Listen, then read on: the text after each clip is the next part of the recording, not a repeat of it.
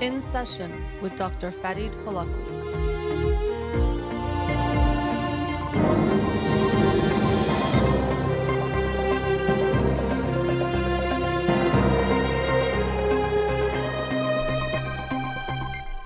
Good afternoon. Welcome to In Session. I'm your host, Dr. Farid Holakouee, and I'll be with you for the next 2 hours here on Radio Hamra. Studio number to call in, 310-441-0555. I'm a licensed clinical psychologist, so you can call in with any questions related to clinical psychology, including any emotional or psychological issues, parenting issues as well. You can also follow me on Twitter or Instagram, or like my page on Facebook to get updates on the show or suggest topics or books for the program. And the shows are uploaded at the end of each week to my SoundCloud page and podcast on Spotify and Apple Podcasts. Again, our studio number, 310-441-0555. I wanted to start off the show today talking about freedom of speech, which is always a big topic, but has become more in the spotlight recently with things that happened around the Capitol building attack a few weeks ago now, and also with Twitter and then President Trump being banned from Twitter and issues of this sort. But also it's an issue that comes up related to things like cancel culture, political correctness. Even when we look at the arts, this issue comes up of what's okay and not okay.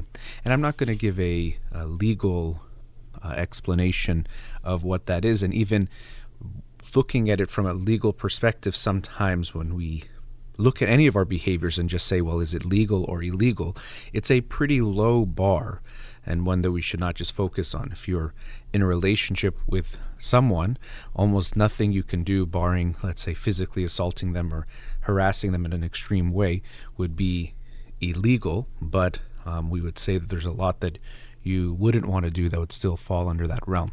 So I wanted to talk a bit about what we should look at.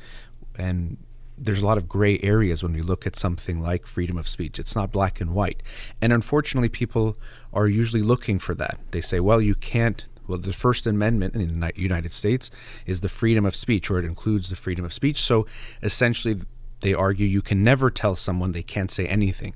And this is not true. And it's not actually what is meant by that.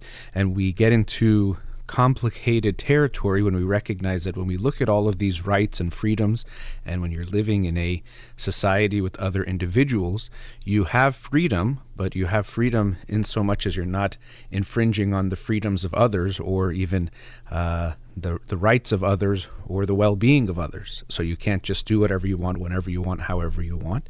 You are having to be mindful of others as well. So when we talk about freedom of speech, one of the most common examples people use to say when you can't say whatever you want is to yell fire in a crowded theater. Right now, being in a crowded theater itself would be dangerous with coronavirus, but if you are in a crowded theater, the kind of adage goes that if you yell fire, it might create some chaos, and people start trampling over each other. People might get injured or even killed. So that would go against, that would violate still some laws, because even though, yes, you have freedom of speech, but in this case, your speech in lying about that there's a fire would actually put people in some kind of physical danger. Now, when we look at other types of speech, I was thinking of actually hate speech, for example. It's not yelling fire in a crowded theater, but it can have a similar impact in the sense that it might lead to people getting hurt. And so this is where we do get into a lot of gray areas, because if I, for example, even on this show, promote some hateful ideas about certain groups of people and promote violence, or tell people that you should do this, and even find justifications and logic and reasons why you should go harm other people, well, if I say, well, it's just freedom of speech, I'm just saying things. What people do is on them.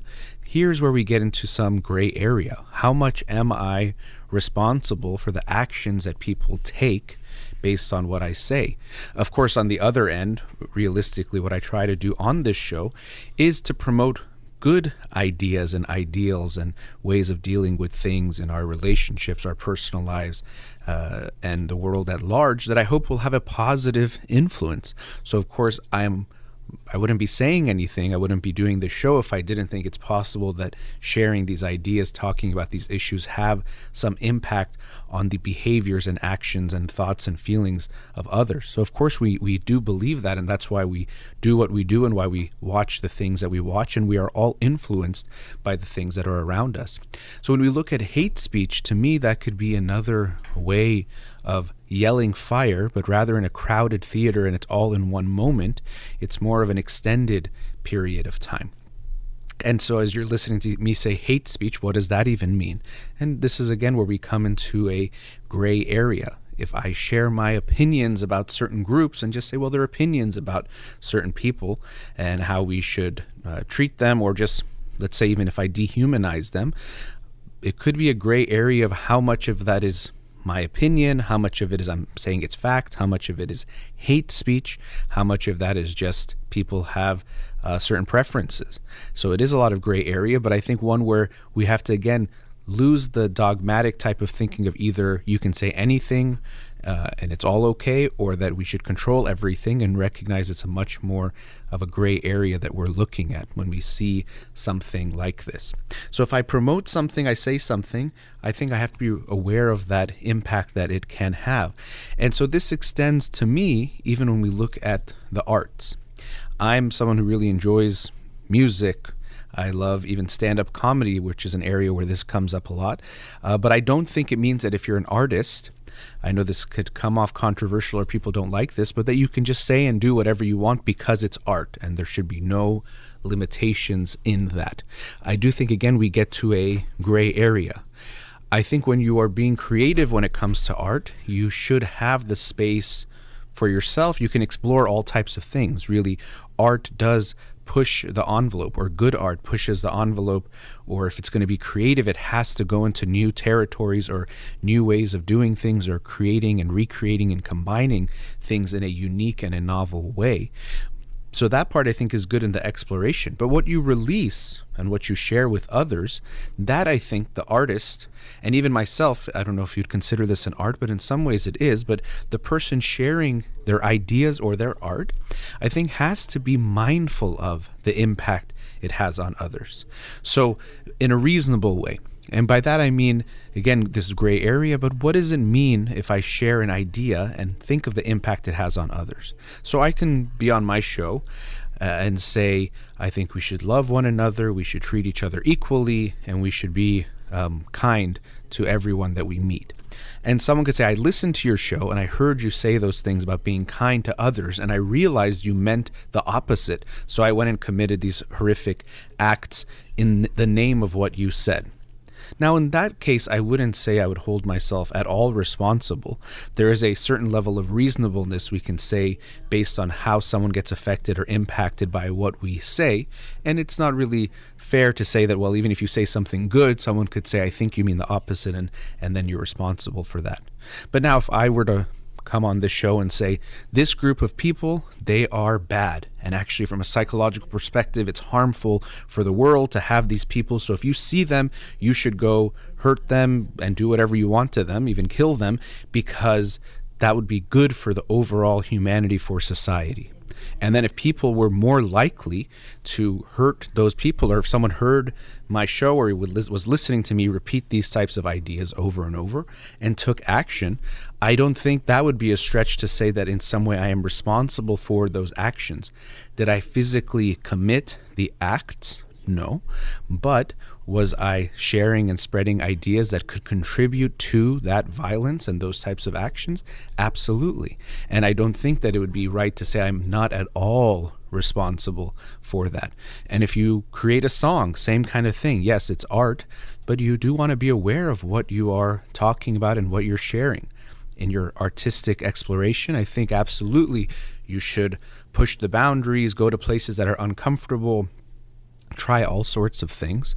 But then when you come to release your art and share it with others, I think it is responsible to consider what is it that is in this message and how could that impact other people in society at large. I do think that the artist is still at some level responsible for a degree of accountability in what they do. And so this extends to everyone, whether you're a straight up artist, as in a singer or painter or something like that, or someone who's speaking or sharing your ideas. I think there's some level of responsibility. Now, if we bring this to things like Twitter, Facebook, Instagram, we get into even more gray area, because unfortunately, what really sells, in the sense that makes people share and like and spread different ideas, are things that a lot of times are more negative, have hate or bias towards certain groups. Those things tend to spread more. And the social media companies, in a way, they don't necessarily promote hate in my mind, but they kind of let things just happen, and they don't really get in the way of what's going on. And what ends up happening is that the things that spread oftentimes tend to be negative. They tend to promote negative things, or they can. And so where do we draw that line? Is it just if someone says something kind of mean, I don't like this song, is that something hateful? Or is it have to be to the point where they say actually take action and hurt other people? And where is that line? It's not really clear. Going back to the legal perspective, these companies are private companies, so they're not necessarily beholden to the same types of freedom of speech laws that, let's say, the government would be, but there's still some aspects of freedom of speech that come into play. But we get into some gray area here again of what does it mean to say something hurtful or hateful. And again, making it very clear that hate speech is a form of violence, a form of hurting others. If we share negative ideas, if we promote hate and violence, it does contribute to more violence over time. And we have to be very careful about that. So when we're looking at these issues that come up about freedom of speech, censorship, what can we say or not say, we very often have to be aware that we're dealing with more of a gray area than a black and white. There's no such thing as freedom of speech means anyone could say anything at any time. Any of the freedoms that we have, whatever they might be, they're always going to be limited in some way. So we have to be careful about that. I remember even when I was a kid, and you still hear it, where if someone says this is a rule or you can't do this, people say, well, it's a free country, isn't it?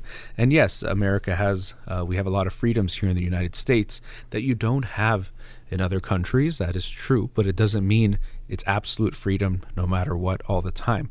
Another thing that we have in this country is that we have to, in theory at least, be respectful of one another, or everyone has those rights. So you can't say, for example, I like to listen to music and I want to listen to music in my house, and I'm going to listen to music at 3 a.m. at full volume because I enjoy music. And if it wakes up my neighbors, well, that doesn't matter. It's a free country, right? Well, of course, we wouldn't think that's true. When we live with others, as is the case of living in a society, we have to always be aware of the impact it's having on others. And it creates a lot of gray areas. And then coming back to the freedom of speech, we have to look at that when we look at others, but also be mindful of our own speech. You might think, well, I'm not an artist or I'm not promoting it in some big way, but everything we say has impacts on those around us. With social media now, we're just seeing people, fighting and essentially yelling, but with their keyboards at each other online, saying very harsh things to each other and thinking, well, it's just, the internet, or it's something okay, it doesn't make a difference. But we want to be aware of what is that impact. So when we're online, we want to have that awareness, but also with the people around you. The way you talk, and actually the book I'm reading this week that I'll discuss on Monday's show this week is about how we talk, but the ways we talk and share things is very, very important. And we can always have an awareness. It's not illegal to say things in a meaner way, but we can always say things in a kinder way, and that actually leaves an impact on those around us, whether we're talking, of course, about your kids, let's say, but also anyone you interact with. And I think it's important to be mindful of that. So we might even have a freedom to say certain things. And if we just look again at legal, yes, maybe it's legal to say things in a harsh way. But if we can, I hope we can always find a way to say it in the more loving way without losing the truth or the reality of what we want to say. Let's go to our first commercial break. Studio number 310-441-0555. We'll be right back.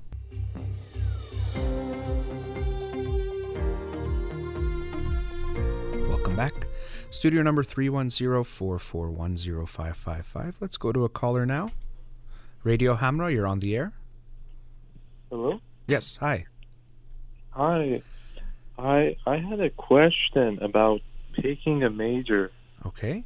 and I'm actually starting my first year at university this year, online, Uh-huh. and I'm interested in psychology, and I'm taking psychology courses. I'm also interested in coding, and I'm taking learning coding and stuff at school. But I wasn't sure because I know there's some majors that are a mix. Mm-hmm. Like they say, mix of computer and psychology, or neuroscience and computer. But I was not sure, what I should do, if it's best for me to, or like even I'm not sure totally if I want to stick with what major I choose. So I was wondering if you have any advice in choosing a major. Mm-hmm. Well, And, yeah, we can definitely explore that, and we can talk about it. And at the end of the day, I can't really give you specific advice on what major you should pick because, the major you pick has to be what Right. makes sense for you and what you want to do. And even as you said yourself, you might pick a major, and if it's your first year of university, it doesn't mean you are necessarily married to that major for the rest of your life, because very often people, as they take some classes, they realize they're more interested in one field or another, and so they might change directions, but that's more than okay. So you said you like psychology, but you also like coding, and you're going into your first year of university. So does that mean you're around 18 years old? Yeah, I'm 18 years. Okay, so that's another reminder that at 18, it's okay if you don't exactly know what you're going to do or what you want to do. Many people don't, and that's okay. So you might not have it all figured out. So what do you like about, let's say, psychology? And then we could look at each of them individually that you brought up. So what do you like about the field of psychology or studying that? Yeah, so I think so far what I've enjoyed, in the course at least, is understanding why different people may, how their action, how they respond to different situations. Mm-hmm. I enjoyed learning that.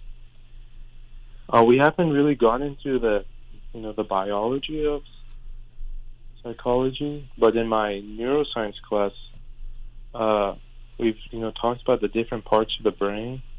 That's been something that's been interesting for me. Mm-hmm. Okay. Yeah. All right. And as far as, do you think of it as something you want to pursue as a career when you look at psychology? Is it something you're interested in? Right. Yes. I'm hoping to either pursue it as a career, because my school also, they have like different branches. They also have I believe it's called cognitive sciences. Cognitive. Yeah. Right.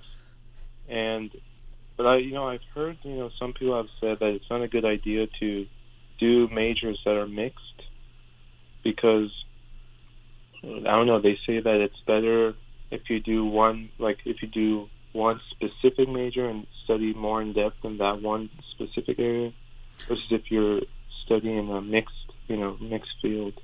I don't know if I necessarily agree with that. Who has told you that?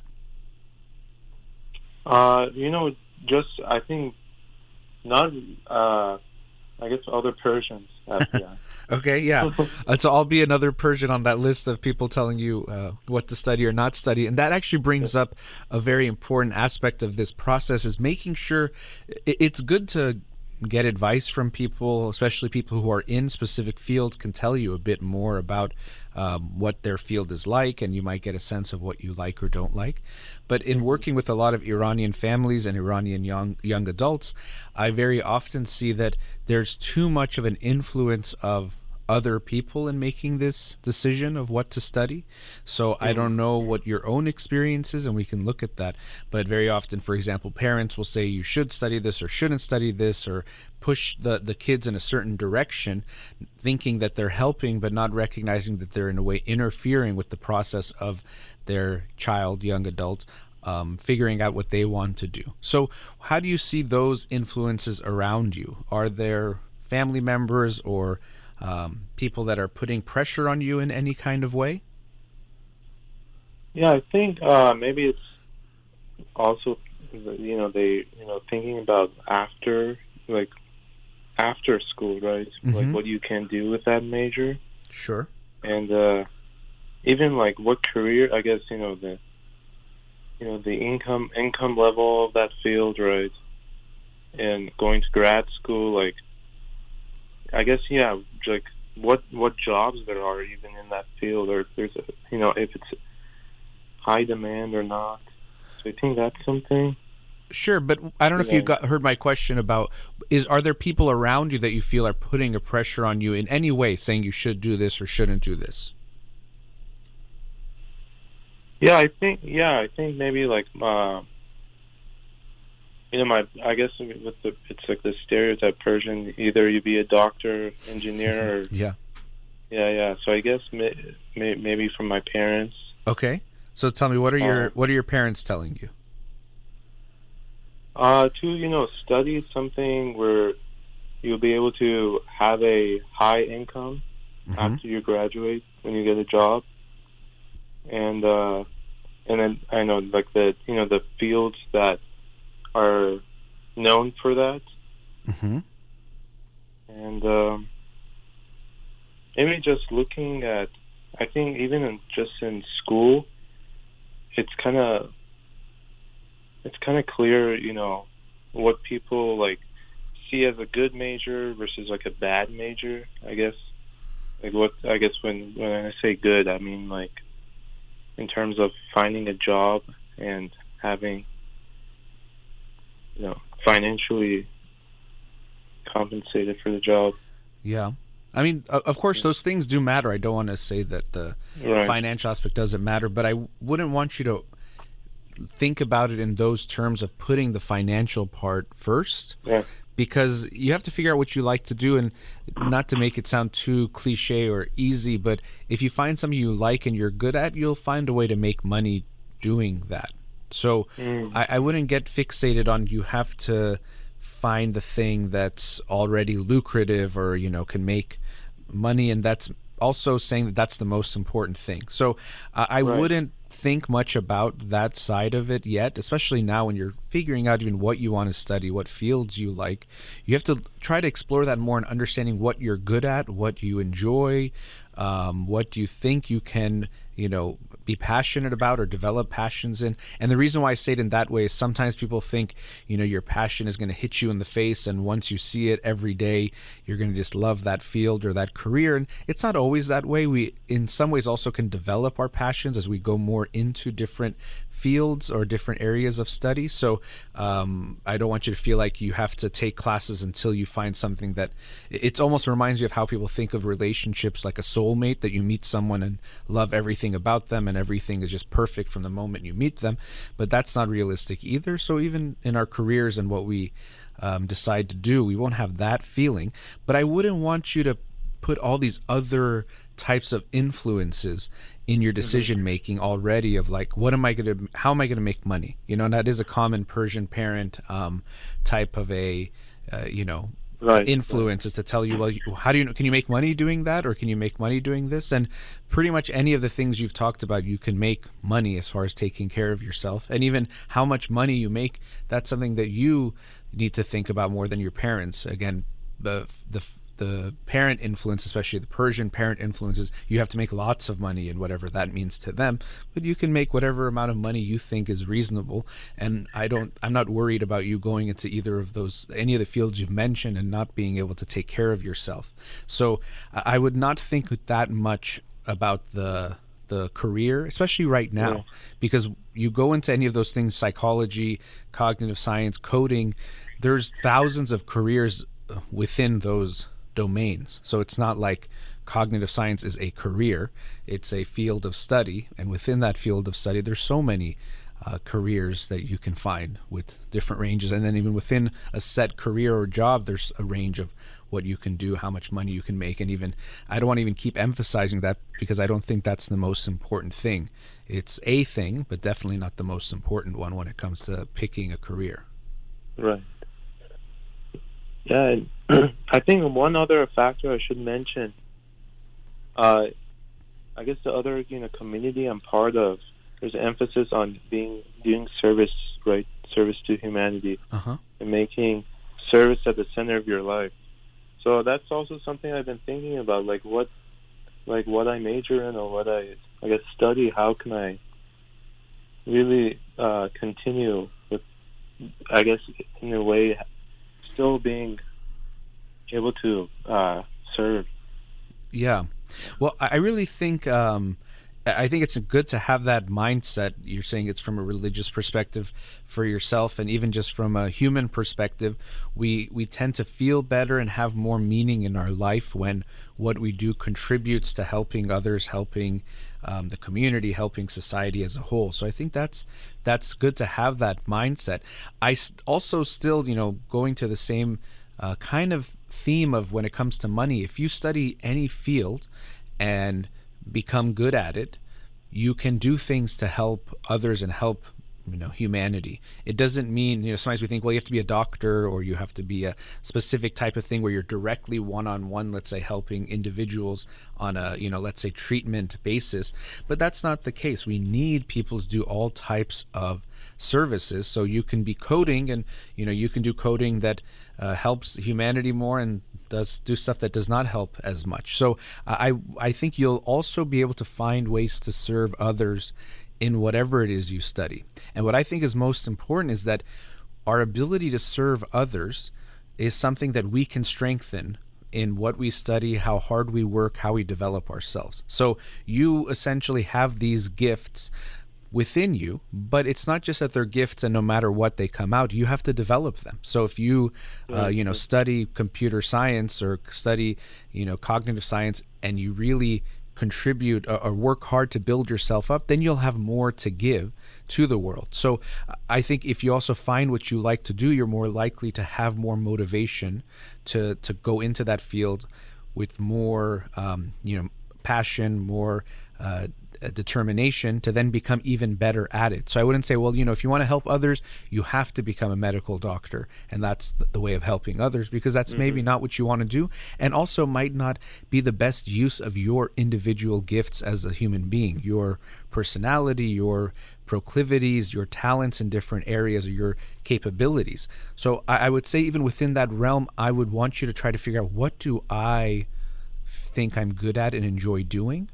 Work on that and develop that, and then you'll find a way to both make money and also serve others and help others as well. I don't think it's a mutually exclusive kind of thing in any of these ways. So you can find all of that really with any realm. I think anyone in any career, you can find people that are trying to help others, and in any career you can find people that are being very selfish and greedy. You can be a doctor and do things that are just about yourself and you don't care about your patients, and you might even you can go even do fraud and do a bunch of bad and illegal things too with that education that you've gotten. So I wouldn't be too concerned that you won't be able to help others or serve others with anything that you study. What's important is to find something that you like and then work really, really hard. And some of that can motivate you, being like, I want to help others more. I want to create the best version of myself as far as where I get to. And that passion could drive you to become stronger, then you can help others. The more you develop yourself, the more you can help other people. But that involves finding something that you really enjoy. So I would hear people, even you're talking to me, but if your parents say things, people say things, hear them. But the most important thing is that you take all that advice, take all that information, and that helps you then listen within yourself to what you want to do. And at the end of the day, you're going to make this decision. You alone are going to be the one that makes that final decision with the guidance of others or the information of others. But you're going to be the one, and I trust that you'll make the best decision. Thank you. Thank you so much. Sure. Yeah. Any other questions or thoughts on that? I would do. So finding what I love and like what I like to, Yeah. what feel. Would you say the best way is to, taking these intro classes and just seeing what I enjoy? Yeah, exactly. I think that's what's good about most university settings or college settings. The first couple of years you take a range of classes. So I would say, yeah, take classes in different disciplines, different things, already looking at what you like so you can get a sense of what you like. But until you really get into a field, you don't have a full sense of what that field is like. So I would say, yeah, take classes in different disciplines, see what you're drawn to, and then keep, going into those. And I wouldn't be worried about this kind of like crossover fields. The world is becoming much more aware that things are not so separate. You can't just separate, different fields completely. Everything that really contributes to progress is the integration of different fields and realizing that we separate them, especially on college campuses. You have to have this department, that department.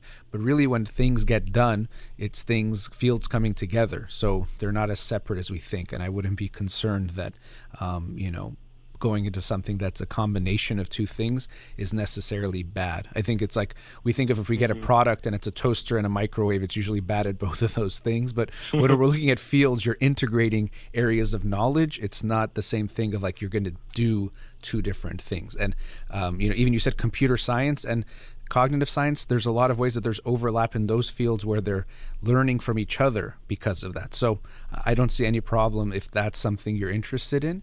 But yeah, take classes in a variety of fields. But again, remember, at the end of the day, you're going to have to listen to yourself. And if your parents or anyone is putting too much pressure on you to go into this or don't go into that, I'll hope they won't do that. If they're listening, that they'll hear me in saying that. But that at the end of the day, you'll hear your own voice within yourself, and it'll guide you. Doesn't mean once you hear it, you're going to know the whole path, but you'll go in the right direction, and then you'll figure out your way. Yes, thank you so much. Sure. Thank you. Really nice talking to you. Have a great day and good luck. Thank you. You too. Okay, take Bye-bye. care. All right, we're about to go to another commercial break. We'll be right back.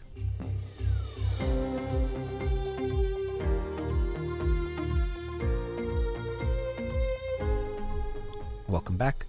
In this segment, I wanted to talk about a kind of a darker topic in some ways, but to give some insights into what a child experiences when they are in experiencing abuse from a parent. So yeah, I know I said it was dark, but I wanted to look at some aspects of things that at times can be surprising to individuals who go through it or when we hear about it, because one of the things that sadly happens when a child is abused by their parents is they tend to blame themselves rather than think that their parents are bad. They think something is bad or wrong about them. And this is really the case with a lot of different, it's not just full-on abuse, but anything that the parents are doing with the children. Generally, the child is going to think it's something about them. One of the realizations that children go through, and there are many as they get older, is recognizing that their childhood wasn't that it had to be the way that it was. So it's almost like they think their parents are just parents and that's all that parents could be. And then as they get older, they say, okay, my mom or my dad, let's say, didn't have to be that angry or didn't have to respond in the ways that he or she did or treat me the way that they did. And we become more aware of certain things. But this experience that children have when they are abused, we could try to think, well, why would it make sense for the child to blame themselves? And it's very sad because even as they get older, it can have this impact of making them think it's something about them that's led to the abuse rather than maybe it was their parents who had some issue or some problems that actually was the reason why the abuse was happening. And anyone who hears about abuse, of course, we'd blame the parents, not the kids. But for the child, that experience, unfortunately, is the other way around. Even sometimes when I do therapy, you hear it a lot where a child, because they're still trying to defend their parents or they're still trying to make sense of things that happen, they'll say, oh, yeah, my mom or my dad, they hit me or they did something, and then they'll add, but I was a really bad kid. So they're saying, but I deserved to get hit, or I deserve to get abused, which is very sad because no one deserves to be abused. No child deserves to be abused, no matter what. And that's what I at times try to explain to them, and something that I hope anyone listening, whether you're a parent now or reflecting on your own childhood, there's no child that deserves abuse. You should never hit your child and say, oh, but because they're doing this or doing that. First of all, no child deserves to get hit. And second of all, hitting them is not going to help or fix the behavior anyway. So if you're saying, well, I'm doing it because of this, your reasoning for doing it, first of all, they don't deserve it. And second, it's not benefiting anything. So you're just hurting them, scarring them, abusing them, hurting your relationship with them, and doing something that is negative or hurtful. But an analogy that I think can shed some light into this experience, or what the experience is like for a child, came to me recently that I wanted to share today. So when a child is abused, the parent or parents, they are the person and persons that are making them survive, making them be alive, taking care of everything. And children in this way benefit from thinking that their parents are omnipotent or all-powerful, especially when they're very young, that they can protect me, take care of me, do everything that I need, and I'm safe and okay because of them. Even I think it's interesting when you look at the comfort we get from our parents, but even we can get as we get older too.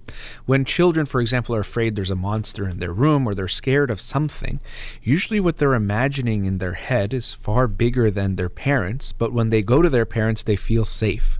So there's this interesting way that we can feel safe and secure with our parents, even though in a rational or logical way, if we look at what's going on, we know they can't do anything. If there really was this huge monster, your parent would not be able to protect you from that monster. But when we're in that moment, we do feel safe. So there's this way that security that we get in an emotional way, it is almost larger than what are the actual threats, because we feel that comfort emotionally that we are taken care of. So if you're a child and you are being abused by your parent, we can say there's two conclusions. Either I'm the problem or they're the problem. But imagine if you're on a plane and either you think you look out the window, you think, I think we're too low, or something's not right about what's happening here. But you talk to the pilot, somehow you're able to talk to the pilot, and the pilot tells you, no, we're okay. Now, what would you rather be true? That you, sitting there as the passenger, are right in thinking that, we're in somewhere not safe, or thinking that the pilot is right and knows what's going on? So the pilot is the one that can take care of you, is going to take care of the whole plane. So it's safer or better to feel and believe that the pilot is good and you are bad in this scenario. I'm seeing it wrong. I'm seeing things in a way that isn't right, because if the pilot was wrong, you will surely die.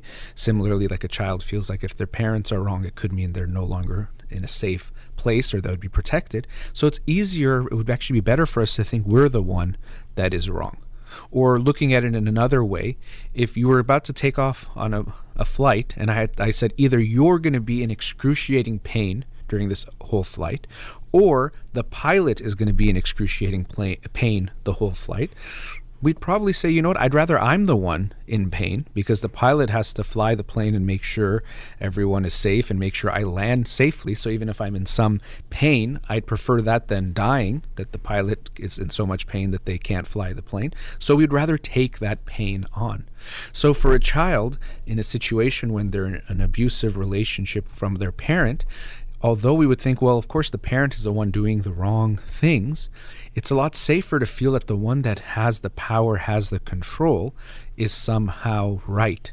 There's some reason behind what they're doing. I'm the wrong one, they're the right one, because at least in the bigger picture way, I'm okay, because the people that are in charge, they know what they're doing still. But unfortunately, what this causes the child to do is deeply internalize this feeling that it's something about me that is leading to me being treated in this way. I am being abused because I am bad, I am not good, something about me is not good. Oftentimes they might think it's some behavior, so maybe I should act in this way or that way. Or they might think it's just something at my core, which unfortunately very often the child will internalize. Something about me makes me unlovable. If my parents, who are of course good, as I was saying, it's safer to think of them as good and strong and all those positive things. If my parents are good and they're doing this to me, I must be the problem. And so very sadly, they carry that with them and into their future life. So here's another example of what actually might be a healthy or the least bad strategy growing up. As we get older and the environment changes, we still carry that with us. If someone who has been abused is now in a relationship, they might allow someone to abuse them. They might allow someone to treat them bad, thinking that's what I deserve, or that's the best that I can deserve or expect. If my parents who were good treated me this way, and when I'm meeting a new person, well, it would make sense that they're going to treat me that way too. It's me that's the problem, not this new person that I am meeting. Or there's sometimes this desire that if I meet this person who has that similar personality or characteristics that I see is similar to my parents, maybe if I'm good enough now, I can earn their love and have them not treat me in this negative way or to abuse me or hurt me in some way. But sadly, if we choose someone who has those similar types of characteristics, almost always they will act in that way. And that'll further, unfortunately, give us what we think is a confirmation of, see, another person I thought was good, I was falling in love with them, fell in love with them, and they're again treating me this way. It must be me. I'm getting confirmation again that I'm the reason that I get treated this way. It's not that others are bad or that some others are bad. It's that I am bad. And that strategy from childhood carries forward, or that mindset from childhood carries forward. But what we need to be able to recognize is what happened to me in childhood was not my fault, was not because I am bad. And this is another one of those realizations that we start to get as we get older. Is my parents were once children, and in a lot of ways they're carrying their own wounds from childhood. Or even another way of looking at that, they might be in adult big bodies, but emotionally they might still be children, and they might still act in ways that are childish. So even though they were much bigger than me in a physical sense, it doesn't mean that emotionally they were much more advanced. And oftentimes what can help is looking at their childhood or understanding their psychology. Not to forgive them or justify, to say, oh, it was okay that they abused me because they themselves, let's say, were abused, or they dealt with these traumas, but by understanding their past and the things contributed to them acting in this way can actually help us take it less personally. So it wasn't that they hurt me because I am bad. They hurt me because they were wounded. They were hurt. They had issues that now made them act this way when they were parents. This is how they were dealing with things. And it could remove some of that possibility or that certainty we have that it was about us. And slowly we can start to forgive our parents for what they did. And as is always the case with forgiveness, sometimes even when I say this with someone I'm working with, or even in a personal way, talking to someone, we usually think we forgive someone for them. So I'm asking you to forgive your parents for your parents' sake. Oh, they didn't know any better. They tried their best, whatever it might be. Your parents might even be no longer with you, whether they died or you have no relationship with them. And I would still want you to forgive them, because it's not about them. You forgive them for you. Because when we have not forgiven someone yet, we're still holding on to pain and resentment for what they have done. We are the one that hurt when we are unable to forgive. And I want to make it very clear when I say that, it doesn't mean that if you haven't forgiven yet, we should, be upset with you. It's another way of punishing you. Actually, people do that. They think, well, why don't you forgive them? It's better for you. Well, forgiving is a process. It's very complicated. And it's not just to think that forgiving is good, you'll automatically do it. And it's not just saying the words, I forgive you, or wanting it to be true that you forgive. Just like if you're grieving the loss of someone, yes, we hope you can let go of all of that pain and that you have, but you can't just fake it or pretend that it's happening because you think it's better to be able to move forward with your life and to no longer be grieving. Forgiveness is a similar type of thing. And this is why if you are someone who's apologizing to someone, you have to recognize that it's not just, well, I said sorry, they should forgive me and we move on. Forgiveness takes time for the person to process what that feels like, process that they're okay to move forward. And they might forgive you and not continue the relationship with you, but you can still forgive someone and recognize that I'm going to let go of that pain from those past experiences, or at least partially let go of that. And actually, this is one of the reasons why people are afraid to forgive at times, because holding on to that pain and that anger towards that person can make us feel like we're protecting ourselves from getting hurt in the future. And in a way, that's true. But it doesn't mean that if you forgive them, you have to let them back in. You can say, I forgive this person. A partner might say, forgive my spouse for cheating on me, but I still want to get a divorce because I don't think I can trust them anymore. So forgive doesn't mean you continue the relationship as if what happened didn't happen. That's what some people think. They say, well, yeah, I hurt you really bad, but I said sorry, you said I forgive you, so everything is like it was before it happened. No. It could get back to a point, it could even get stronger depending on what happened in the forgiveness in that process, but it doesn't mean that that thing never happened.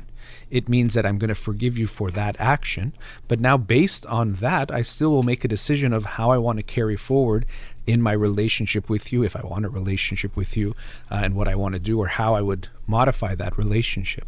So even if we're talking about your parents, and if you're forgiving them, you don't necessarily have to have a close relationship with them if that forgiveness is achieved. You might say, I forgive my mom and dad, but I don't want to communicate with them or be in close contact with them, or I'll keep the relationship with these types of boundaries, but I am forgiving and letting go of that pain from the past, which is a very hard and challenging process, and one that very often will require some therapy to get through it, depending on the extent of the abuse.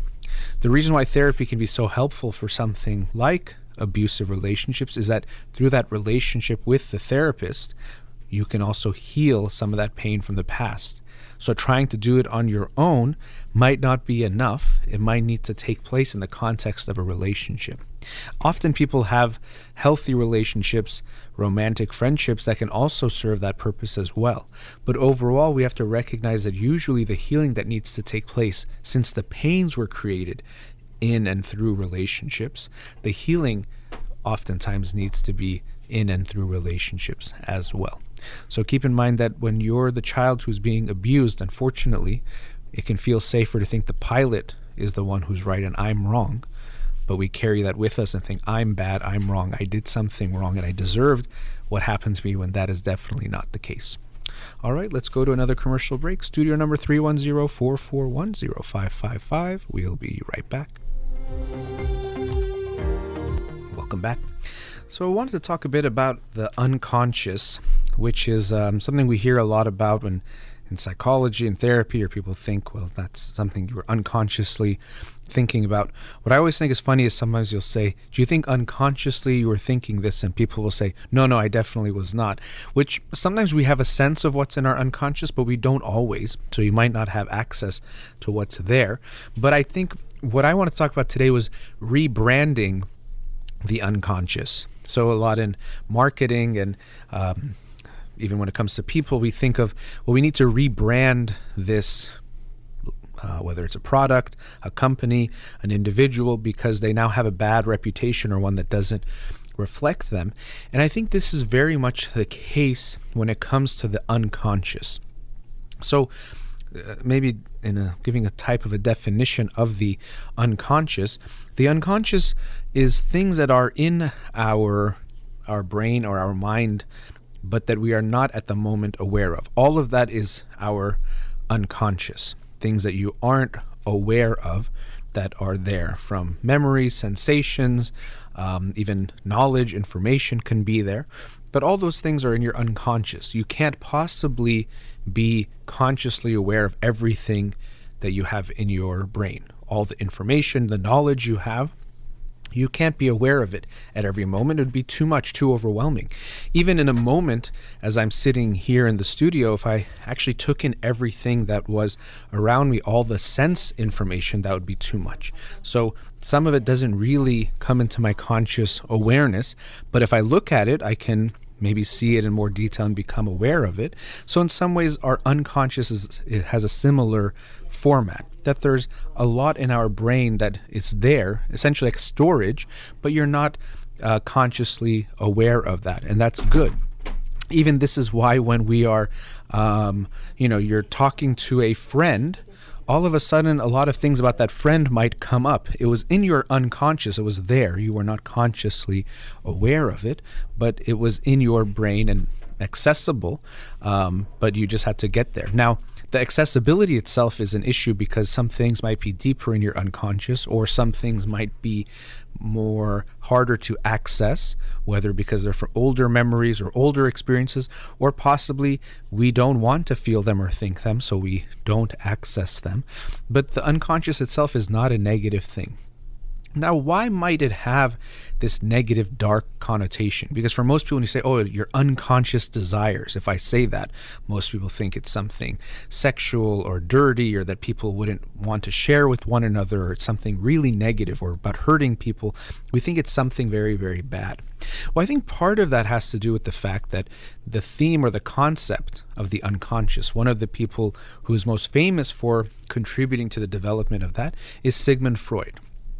And so when Sigmund Freud came to this idea of the unconscious, it was happening during Victorian times where people were very much focused on looking proper, where there was a lot of repression and suppression of things like sexual desires, and everyone was so focused on how they appeared and looked okay that these things about themselves were very much secret or bad, or we shouldn't look at those things. And so when Freud started to discuss these desires, first of all, the fact that people could not express any of these things means that if he was tapping into these desires or dreams or things that they had, they were more likely to have these themes in them, because whatever we suppress, it comes back out. It doesn't just disappear. So whatever it is that we suppress, it actually becomes stronger. It doesn't go away.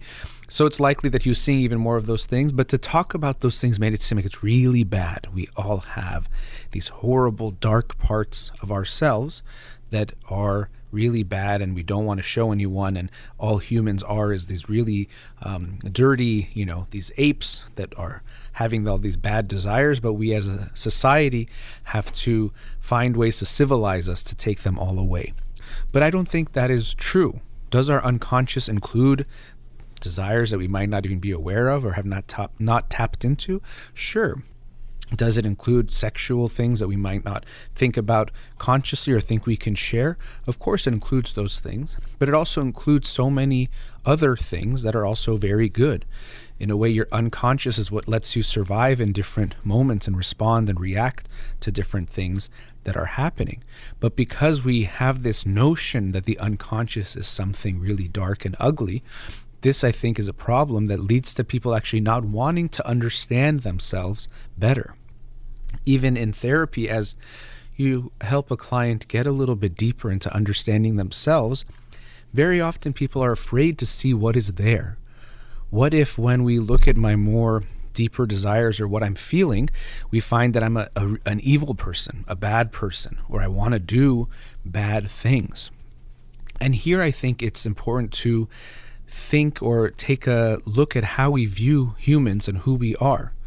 We are individuals who are capable of good things and bad things. Everyone has certain desires for things that if we told other people, we'd be embarrassed about. That's okay. Now, part of that embarrassment is because everyone hides things from each other that we think it's so bad, but everyone has different types of desires and feelings. It doesn't make you a bad person. Just because you want to, let's say, you look at some car and you're like, I wish I had that car, even you wish you could steal it, doesn't mean you're a bad person or you're a thief. It's just that you like the car, you have that. Or if you're married, you still will find other people attractive. Doesn't mean you're an unfaithful person that you can find people attractive. How you act on it, yes, that would be more reflective of who you are, but just having that desire doesn't mean you're bad. People who experience obsessive compulsive disorder will have these very uncomfortable, distressing, obtrusive thoughts and things that really make them feel bad. For example, They'll think something like, I'm going to kill someone, or I'm going to even kill a family member, or what if I run over someone with my car, or I jump out of the car while it's moving. And these intrusive thoughts come to them, and unfortunately very often they can feel like it means they're a bad person or they want to actually do these things. But we're not responsible for the fleeting thoughts that come to our mind, and people who have obsessive compulsive disorder are not evil people or more likely to be violent. They're actually probably less likely to be violent. They're so afraid to do so many of these things. But because these thoughts come into their head and that loop gets stuck. So for someone else, they might have a thought, oh, what if I hit someone when they're, coming up to an intersection, but then they forget about it. For someone with OCD, they latch onto that thought and it's played on a loop over and over again, and they get obsessed with it. And then they try to come up with compulsions or behaviors to reduce the strength of those obsessions, or in some way to compensate. If I touch the door 18 times, it will, take away the likelihood that something bad will happen. But unfortunately, those thoughts that just pop into their head, for them, they feel very real and feel like it means I'm a bad person. But having thoughts come into your head does not make you a bad person. We all have different types of thoughts that we'll have, that if we acted on those things, or if we were to broadcast them, we probably wouldn't feel very good about. But that's part of being human. And so if we can accept that and rebrand again our unconscious, that it doesn't mean it's dark and bad, we might see that it's okay that these things are there. It could even be funny, just like our dreams.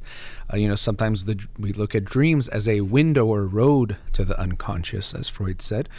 And so we think, well, if I'm having this dream where I was having sex with this person, that means that I want to do it, or I'm a bad person. No, it doesn't mean those things. Dreams are very, very complicated. Sometimes you'll have a dream that seems like one thing, but if you dig a little bit deeper, you might recognize it has to do with something else. Or, for example, people will have a dream that someone died. And they'll think a few things. First of all, they might think I'm able to, predict the future. So maybe I'm predicting something that's happening. I don't think that's true. Or they might think it means I want that person to die. Well, actually, very often what it means is you're worried about something happening to that person because you love them so much, not actually because you want something bad to happen to them. Another thing that's interesting with dreams is sometimes you might be all the people in your dream. So you might be interacting with someone and thinking, oh, so-and-so did this in my dream. But if you look a little bit closer, you dig a little bit more, you might see, oh, that might have actually been an aspect of myself.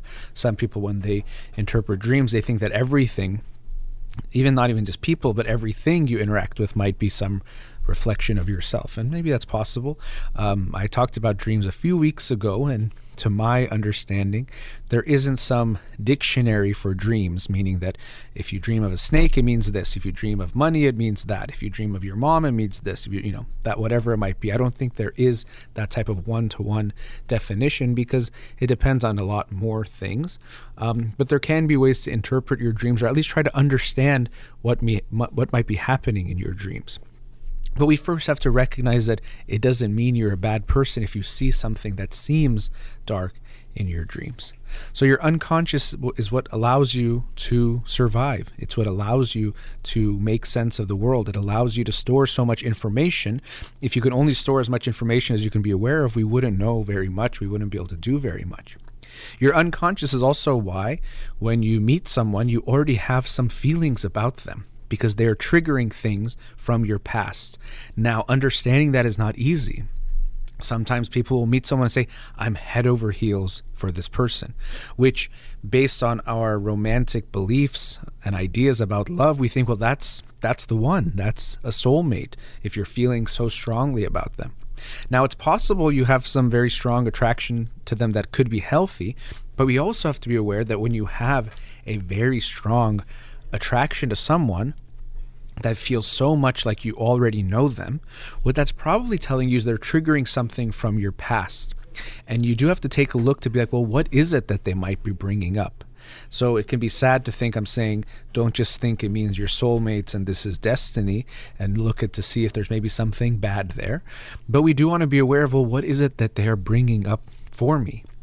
Unfortunately, very often that means they remind you of your family. And I say unfortunately because very often it means they're bringing up some negative parts of your family that you have not yet resolved.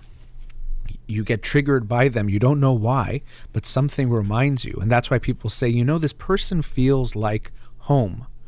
And that sounds good, but then you have to remember the home that you lived and grew up in. Was it a place that you want to continue living in? And so very often, even if you lived in a house with a lot of aggression or anger, you might be drawn to someone who is aggressive and angry because it feels like home. And so we have to do some housekeeping first, go back to our homes as far as what we experienced and clean up some of the damage that is done to us. Because if you don't, then you will be drawn to those things. But also in this meantime, if you experience something, really take a look at that.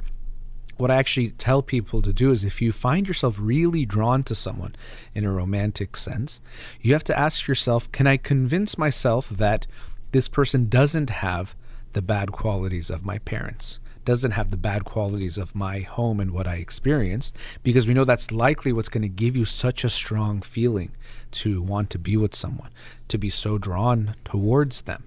And it really is amazing. This is the power of the unconscious, that you've probably felt this before. You're almost drawn from across the room to someone, or you just meet them and you feel like you know them. Well, the thing is, it's not that you know them, but you know the feeling that they are giving you, because that is part of your past. That is part of your unconscious. So I've heard people, when they talk about memories, sometimes they'll say everything you've ever experienced is stored somewhere.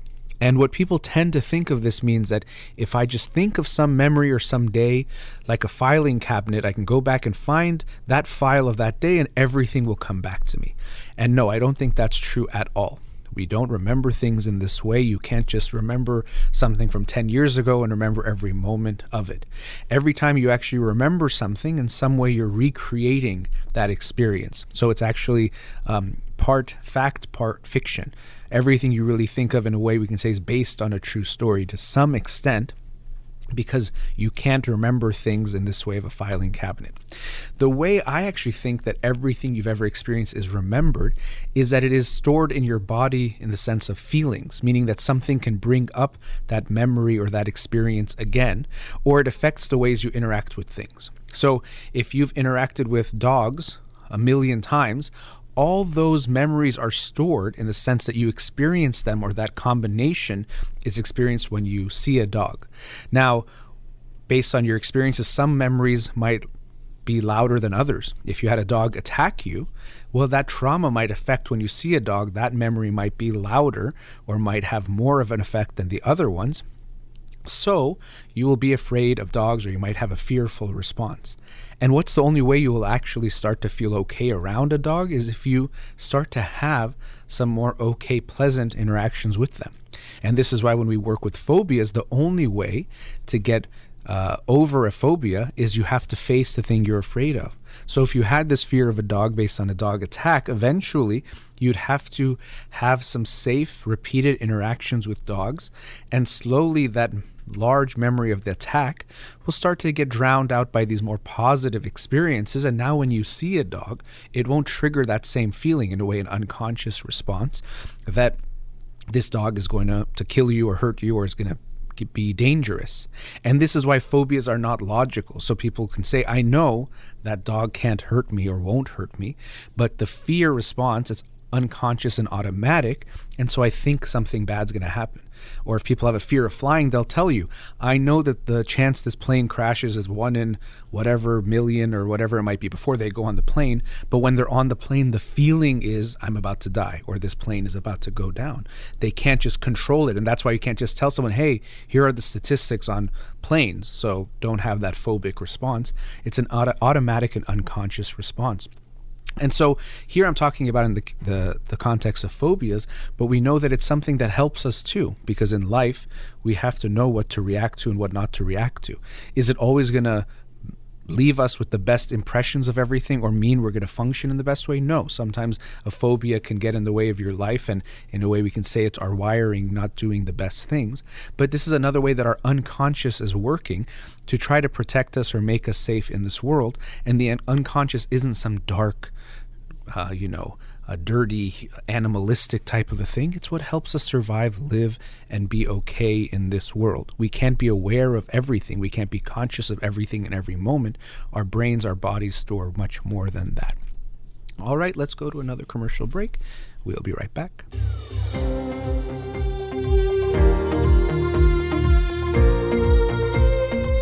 Welcome back. Let's go to another caller. Radio Hamra, you're on the air.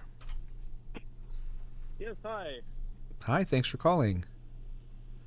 Yes, thanks for accepting my call. Sure. So my sister gave me your number and thought to speak with you in regards an issue that split that I've just faced with my fiance. Okay, so you were with your fiance and you just broke up, and she thought it'd be good for you to talk to someone. Well, I'm glad we're talking. Maybe you could tell me a bit more about the situation, and then if you have any questions or how I can help you. Yeah, well, it all started that I thought, well, I moved away from family to North Cal to finish my degree. Mm-hmm. Where the place I moved into, I basically had no friends, no family, nothing. I was all by myself, trying to focus in my life.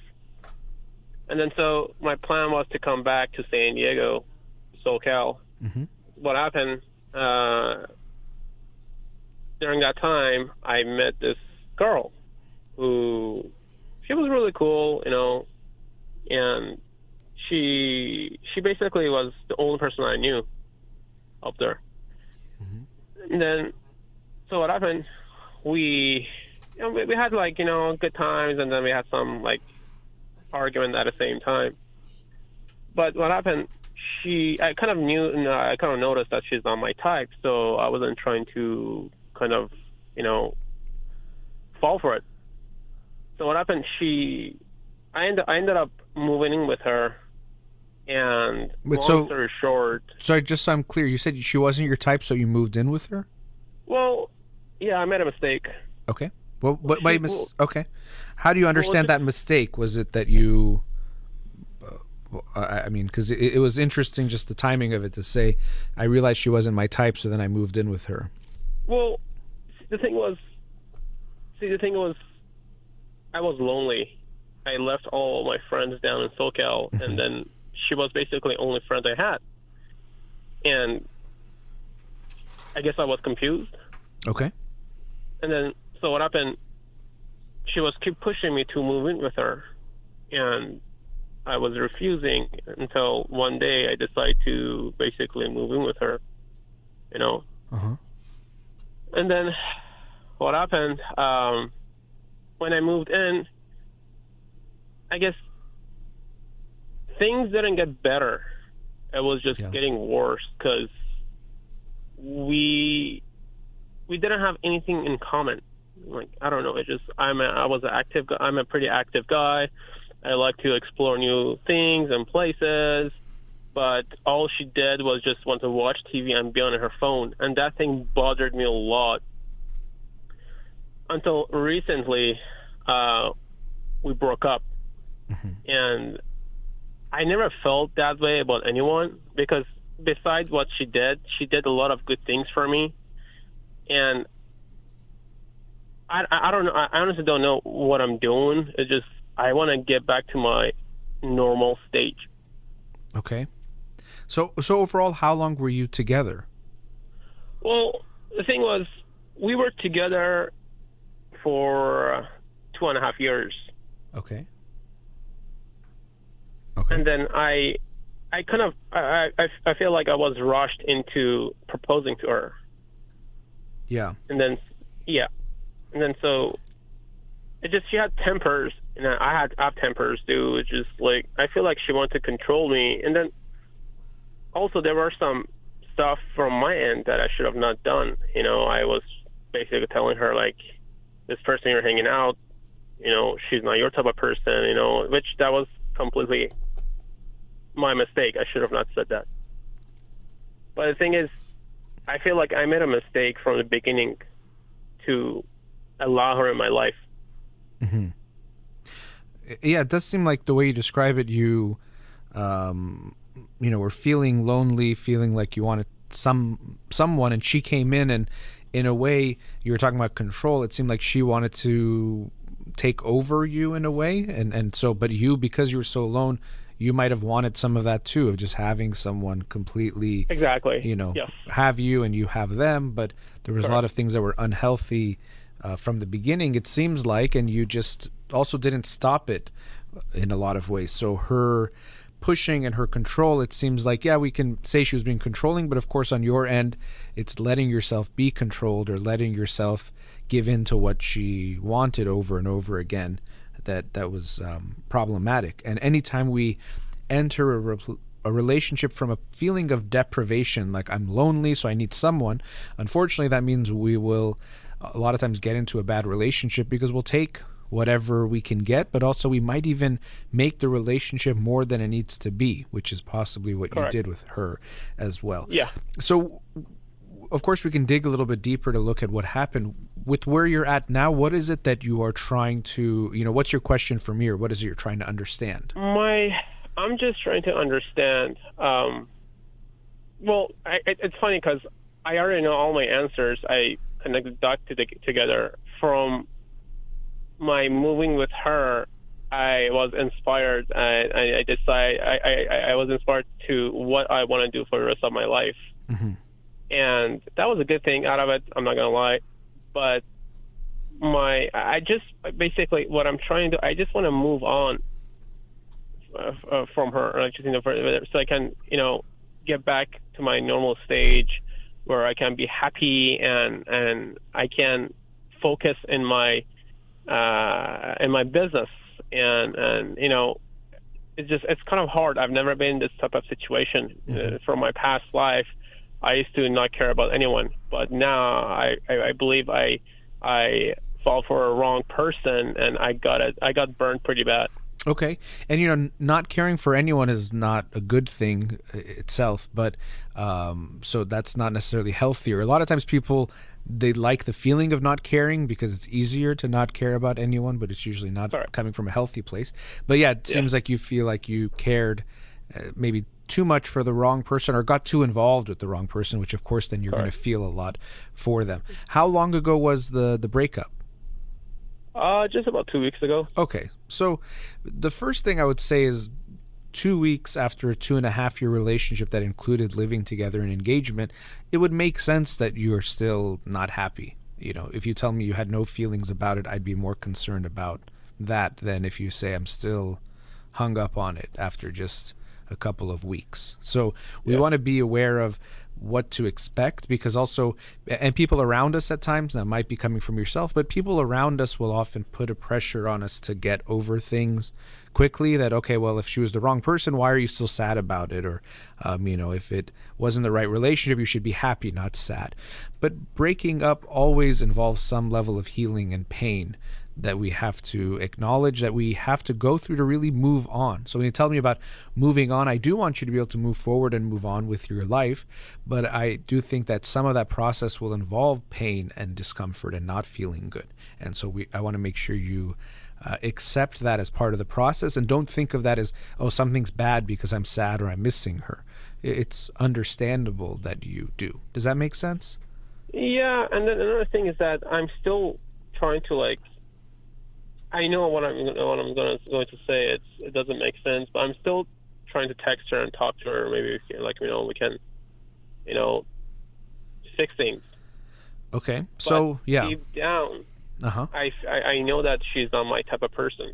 I don't know what I'm doing. Yeah. I honestly don't know. I don't know what I'm doing. It's just I don't know if I'm doing it out of my heart or out of my brain. I don't know.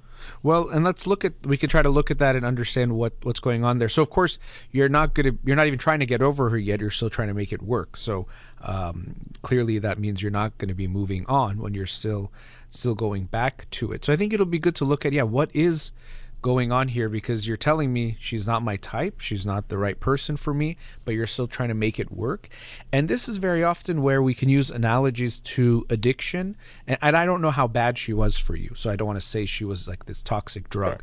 But if you're saying it's not the right relationship, when we break up, it's like you're withdrawing from a drug. You're trying to quit a drug. And Correct. when you first break up, the quickest thing to get you to feel good again is to have that drug again, right? So if you're trying to quit smoking and you stop smoking for 2 days, sadly, the thing that'll make you feel the best, the fastest in that short term is a cigarette. That's the thing that's going to make you feel good. So when you're missing her, the thing that's going to make you feel the best, the quickest, is to have her again. Even though that might be bad for you long term in trying to move on and move forward with your life, going back to her is going to be the strongest pull. Going away from her is going to be harder to do every moment. And that can be the tough part in these types of situations, is we're always going to have a stronger pull, or at least a strong pull. And if we don't really think about what we're doing, we almost always will go there. Now, I don't want to make the decision for you that for sure she's the wrong one for you. You've said it yourself in a few ways. So maybe this will also help in understanding what you want to do. Tell me, you mentioned tempers, but and the issue of control, but why do you think she is not the right person for you? Well, first off, she was still dealing with her mom's death. Her mom passed away 5 years ago, and she was not over it, and then so she had anxiety, and she also had eating disorder, where I was trying to basically, like, kind of whenever I was talking with her, I tried to spend times with her. She was always on her phone, and she would never want to, like, go out for a walk, or I was trying to encourage her to just go out just for a walk and everything. And instead, and every time I tell her, hey, listen, it's not healthy.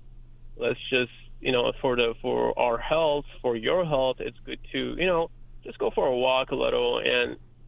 And then she would get really upset, and, she would either, like, walk away from me, like, don't talk to me and everything, and then 5 minutes later she comes back to me and she's trying to make up, like, hey, I'm sorry. Every time that was the same story over and over. Like, she would get mad, and within 5 minutes she wanted to, like, be friends again. And then whenever, like, I would get upset, I would ask her, hey, give me a space. She would never want to give me a space. Like, she would, like, sometimes she would stand in front of a TV and try to talk to me, and I was like, hey, listen, this, so Yeah. And I feel like her mom's her mom's death put a big damage in her life, and she was. I think she was pretty confused. Okay. And yeah, I mean, her mom's death might have had, and sometimes, we have a partner, things are going to happen in their lives and it can affect them and how they might be for some time. It seems like you feel like she was still dealing with that. You mentioned the eating disorder, and eating disorder generally has issues of control tied up into it. And it seems like that was a big part of your experience with her. It seems like there was a lot of anxiety that she couldn't handle, even if you needed some time or space, or even if she got upset. It seems like once she calmed down a bit, the anxiety would kick in of losing you, or that type of it, maybe abandonment or something happening there. And so she would come back quickly, which sounds good, but there does seem to be something about, like, she was afraid to lose you more than wanting to be with you. And maybe you had some of that with her too. There wasn't, like, this strong bond that was actually there. It was more about not being alone. Than being together. So yeah, it seems like there's a lot of these unhealthy things. So, and I don't know if I asked you, how old are you and how old is she? I am 37 and she was 35. Okay. And do you want to get married? What's your own personal desire of life? Marriage, kids, what do you want? I do want to get married, and I do want to have a kid. Okay. But I don't think if I can have that with her. Okay. So are you pretty convinced of that? Well, I'm trying to convince myself, but it just my emotions like a roller coaster right now. Like, one day, like, I'm over it. Another day just kicks it, like, it gets me pretty hard. It's just that's what I'm trying to. Don't get me wrong. I speak with myself to just solve things, and it helps. But again, it comes back and it hit me hard. Like, just the memory I've had. Yeah, and this is a part we're going to get to a commercial break, but I don't want us to stop the conversation. I want to give you a chance to talk about it a bit more because I feel like we've just opened up a lot of things.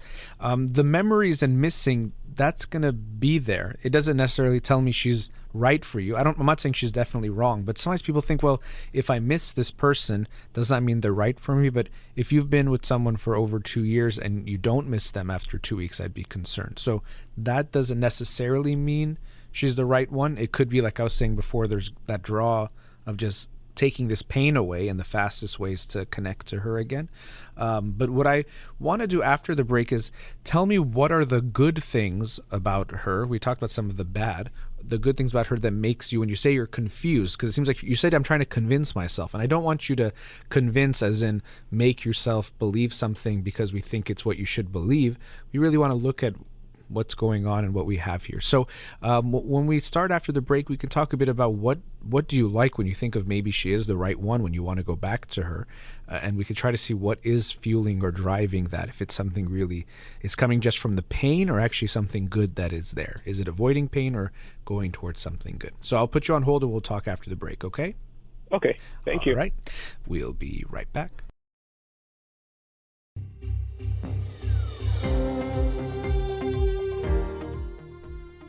Welcome back.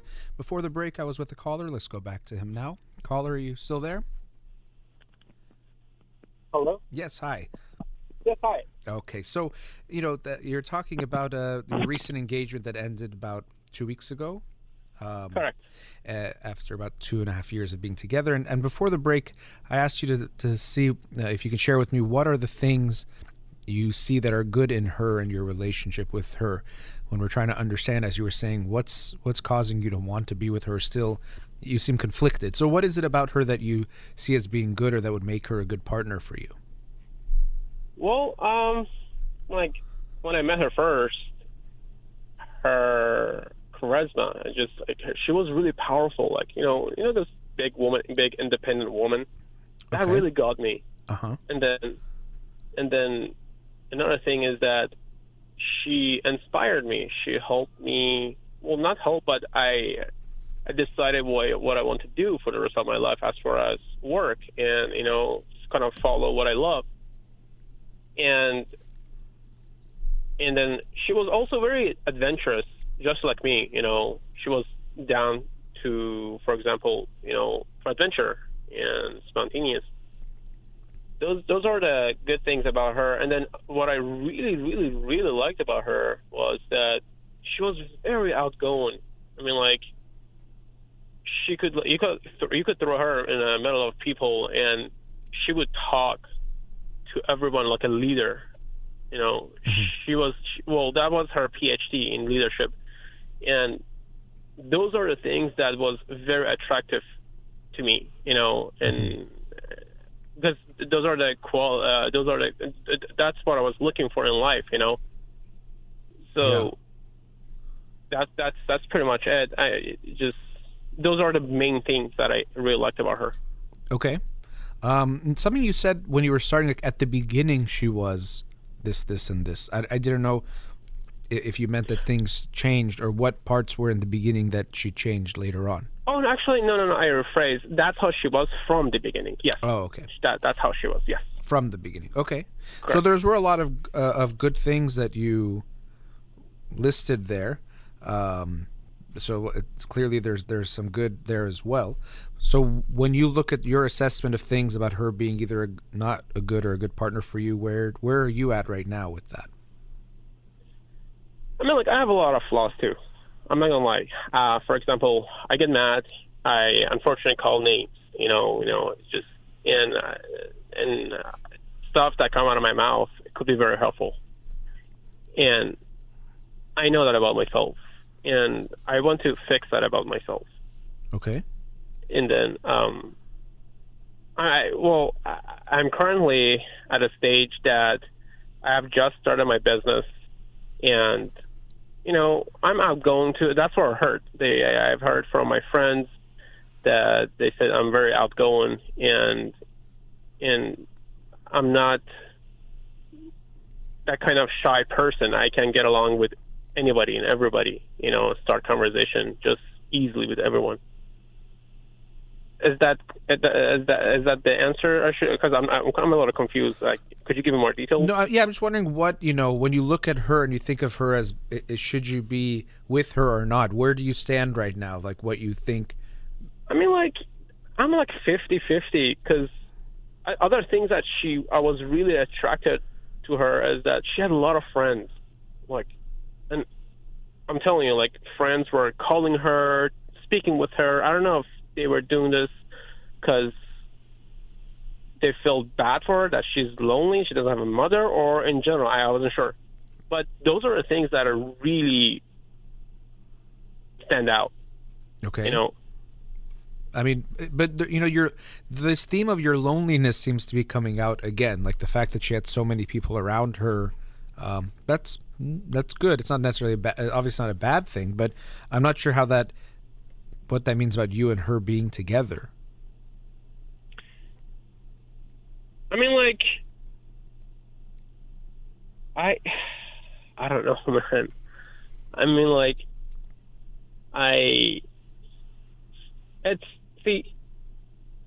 my mom told me if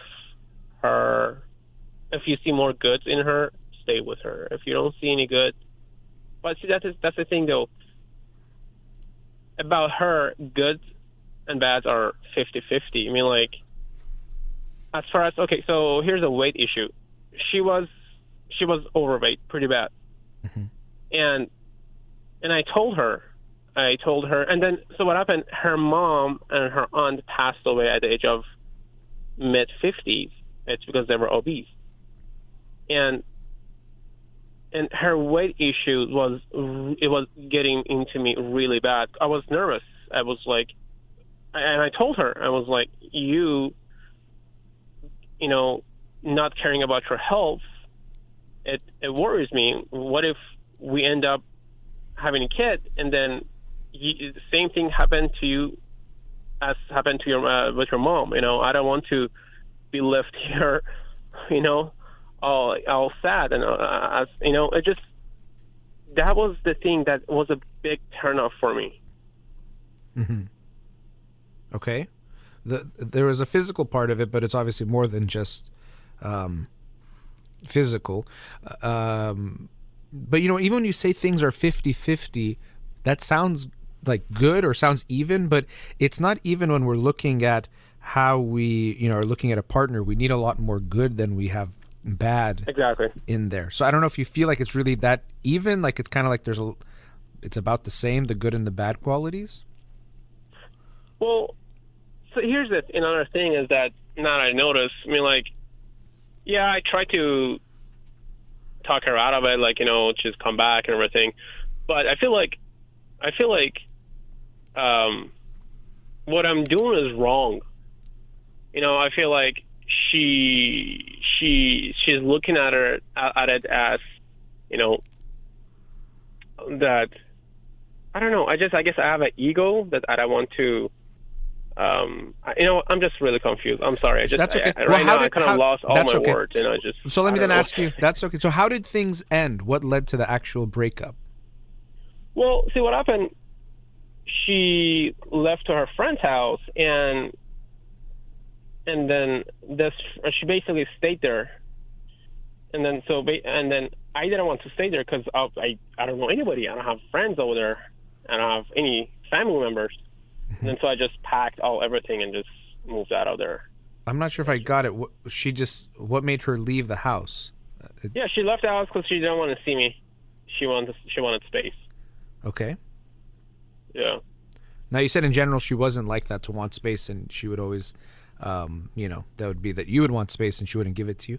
But exactly. Exactly. Yeah. But so then eventually you just left? Like it just ended like that? I just left because honestly, she had friends to speak with. She had family members, to basically to see. I didn't have any of that, I could have called my friends or something. But the thing is, to have a person next to me, any of my friends, I needed that. And I couldn't take it anymore. Yes, I mean, the way you're describing it, you were like dependent on her more than things were just good with you and her, like Pretty much, yes. so yeah. that's not a good sign. Obviously, it's like more of a need than like a wanting to be with her at times. Like you didn't have any other support, so Yeah. that's not good. I know you said the fights seem like they got kind of bad. When you think of right now, if you had to pick a partner, would she be the partner you'd pick, as far as how she is? I mean, like, that's a very big question. No. Okay. I don't want to.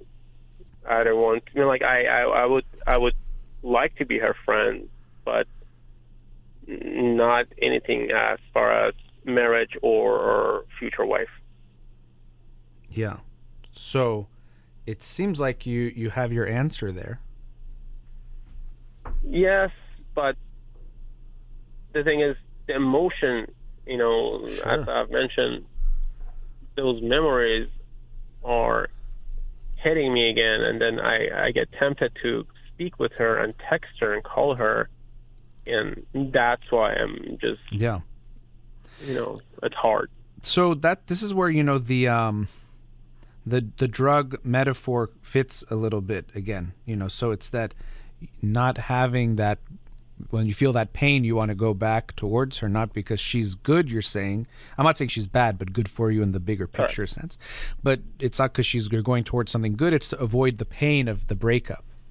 It's to go get away from that. And going back to what you said last segment of I used to not care really about people, and so breakups wouldn't affect you.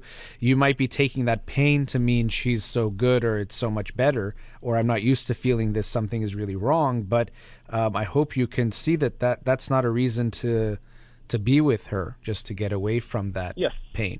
Yeah. So it's interesting how sometimes we can just ask ourselves and we realize we have the answer. I asked you if you would pick her as your partner. You said no, and I think that is the answer that's telling you what you need to do. Now, how you're going to make it happen, that's hard. And going back to what you said before, there was a lot of loneliness that you were talking about, and so this could be something you need to look at in your own life. Yes, you moved away, that can be something. But in general, I get the feeling there's a loneliness. And what can happen is that then you might just become close with whoever will get close to you and then accept them, because it's more taking away that pain of the loneliness rather than the genuine desire to be with that person from a want type of a place. So I really think it's something to look at.